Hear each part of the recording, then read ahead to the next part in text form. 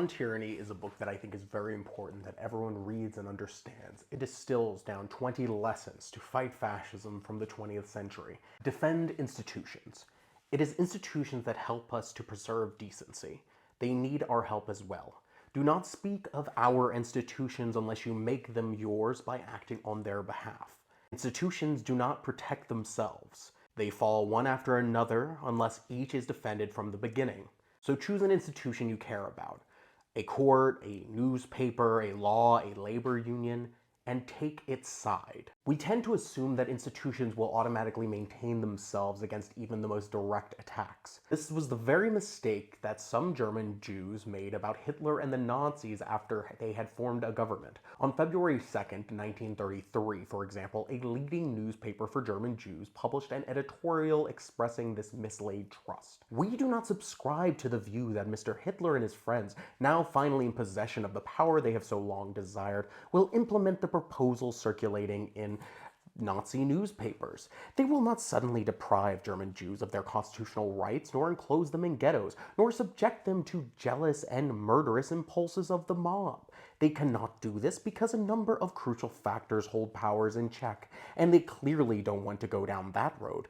When one acts as a European power, the whole atmosphere tends towards ethical reflection upon one's better self and away from revisiting one's earlier oppositional posture. Such was the view of many reasonable people in 1933, just as it is the view of many reasonable people now. The mistake is to assume that rulers who came to power through institutions cannot change or destroy those very institutions, even when that is exactly what they have announced that they will do. Revolutionaries sometimes do intend to destroy institutions all at once. This was the approach of the Russian Bolsheviks. Sometimes institutions are deprived of vitality and function, turned into a simulacrum of what they once were, so they gird the new order rather than resisting it. This is what the Nazis called Gleichschaltung. It took less than a year for the new Nazi order to consolidate.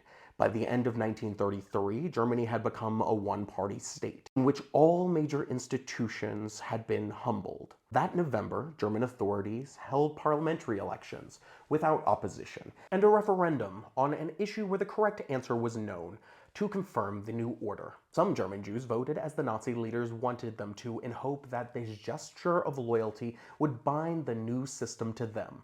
That was a vain hope.